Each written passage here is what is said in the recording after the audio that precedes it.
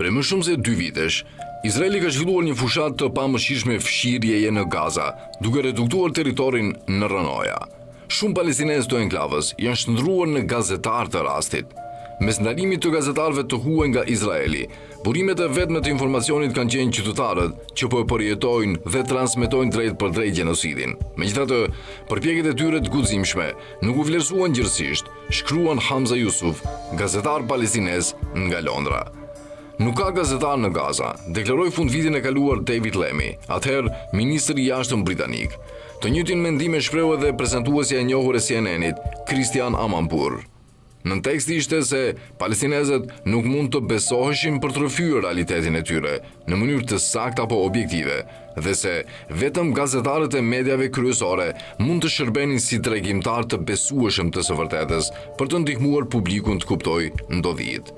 E rrënjosur në arrogancë, kjo teori u vu në provë dhe u rrëzua plotësisht pasi gazetar nga transmetuesit kryesor britanik, përfshirë ITV, Sky News dhe BBC, hynë së fundmi në Gaza dhe, si zakonisht, e shtrembëruan realitetin. Ata e mbajtën gjallë trillimin se Gaza është një skenë lufte komplekse, e jo një masakër orkestruar me përpikmëri, shkruan Yusuf. Duke raportuar nga Gaza në fillim të nëntorit, Lucy Williamson e BBC-s vuri në dukje. Kjo është vetëm një shije e asaj që 2 vite lufte i kanë bërë Gazës. Ushtria izraelite thotë se ende po lufton me Hamasin këtu, pothuajse çdo ditë. Pesazhi i shkret në Gaza paraqitet si një pasojë dhunës së Izraelit, e drejtuar me kujdes vetëm kundër Hamasit. Një artikull shoqërues këmbgul në këtë karakterizim të një konflikti të ndërlikuar. Titulli citon: "Shkatrim total pas 2 vitesh lufte", ndërsa teksti riprodhon deklaratat robotike të Izraelit për tunelet e Hamasit dhe infrastrukturën terroriste, duke zbardhur kështu shfarosën e qëndrueshme të jetës palestineze që nga tetori 2023 duke justifikuar sulmet e vazhdueshme. Një zëdhënës izraelit citot drejt për drejt duke thënë se niveli i shkatrimit nuk ishte objektiv, duke shtuar: "Qëllimi është të luftojmë terroristët."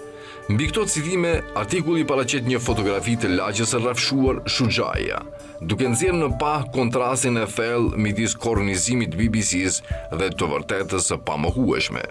Edhe pse brutaliteti i Izraelit nuk ka rreshtur, BBC-ja përshkruan anëpushtimin si lënje të Gazës në një limbo të tensionuar.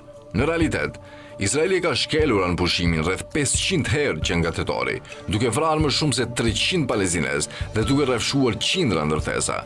Raportimi i BBC-s kurorëzoi 25 muaj mbulimi të shtrembëruar, duke pikturuar një pamje krejtësisht të pasakt bazuar në përfundime të papërcaktuara për vetmbrojtjen dhe kundërpërgjigjen izraelite, duke injoruar të vërtetën e zhveshur të spastrimit etnik sistematik. Pak ditë pas raportit BBC-s, erdhi një kronikë e Sky News, po ashtu nga një korrespondent i lindjes së mesme i integruar me ushtrinë izraelite. Kronika përmban përshkrime të ngjashme për shkatrimin dhe tokën e djegur të kontekstualizuara si plag lufte. Një zëdhënës i ushtrisë izraelite lejo të kornizojë ngjarjet. "Nuk po rrim këtu për qejf, po rrim për të mbrojtur popullin e Izraelit." Kjo paraqitje e veprimeve të Izraelit si thjesht reaktive ruhet gjatë gjithë raportimit të Sky Newsit, kur gazetari Adam Parsons përmend se dëgjoi të shtëna automatike gjatë vizitës së tij në Gaza, që rezultuan në vrasjen e palestinezëve që supozoi se po kalonin vijën e verdhë që tani ndan enklavën, ai e fut menjëherë versionin e Izraelit. Izraeli thotë se ata ishin terroristë të Hamasit. Kjo forcon përshtypjen se ushtarët izraelit po angazhohen në dhunë vetëm për të eliminuar kërcënimin në një luftë shumë planëshe.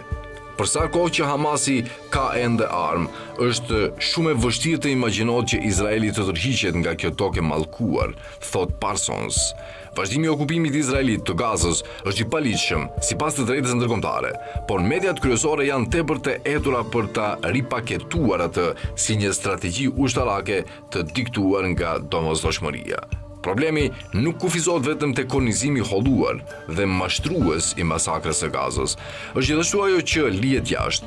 Asnjë përmendje se Izraeli është në gjyq për gjenocid në gjykatën ndërkombëtare të drejtësisë, apo se gjykata ndërkombëtare penale ka lëshuar urdhër arreste për krime kundër njerëzimit ndaj kryeministrit Benjamin Netanyahu dhe ish-ministrit të mbrojtjes Yoav Gallant. të panumërta informacione që mund përdoren për të kundërshtuar narrativat izraelite, ose për të vënë në fokus atë që tregon vetë kamera, mbeten çuditshëm të papërmendura. Mund të argumentohet se kur gazetarët janë të integruar me ushtrinë izraelite, raportimi i tyre shtypet natyrshëm, por BBC-a dhe Sky News e theksuan vazhdimisht se ata mbanin kontroll editorial. Një gazetar i ITV News hyri gjithashtu së fundmi në Gaza dhe prodhoi ndoshta mbulimin më të drejtë për drejtë. John Irvin thot qartë: "Kam qenë si në Mosul ashtu edhe në Raka kur ISIS-i po shkatërrohej. Por niveli i rrafshimit këtu i lë në hije të dy ato vende të bombarduara." A gjithashtu e përmend qartë edhe saktësisht territorin që Izraeli kontrollon brenda vijës së verdh si të okupuar. Por raportimi ende përmban zhargon ushtarak, duke përdorur terma si luftuar për dhe luftime, duke përforcuar perceptimin e dy palëve në luftë. Në vend të kësaj, ashtu si Sky News dhe BBC, mizoria e pathënë u la të kornizoj si mbetje të një fushate të ndërlikuar ushtarake, e jo si politike qëllimshme shtetërore. Mediat kryesore në Mbretërinë e Bashkuar kanë treguar vazhdimisht historinë e gabuar për Gazën. Ato kanë fshehur, zbutur dhe synuar të pengojnë publikun të lidh pikat. Por ajo që shohim sot nga brenda Gazës mund të jetë mëkati më i rënd deri tani, duke lejuar kryerësve të gjenocidit të tregojnë historinë, megjithse këta reporter po e shohin realitetin me sytë e tyre, shkruan gazetari Hamza Yusuf.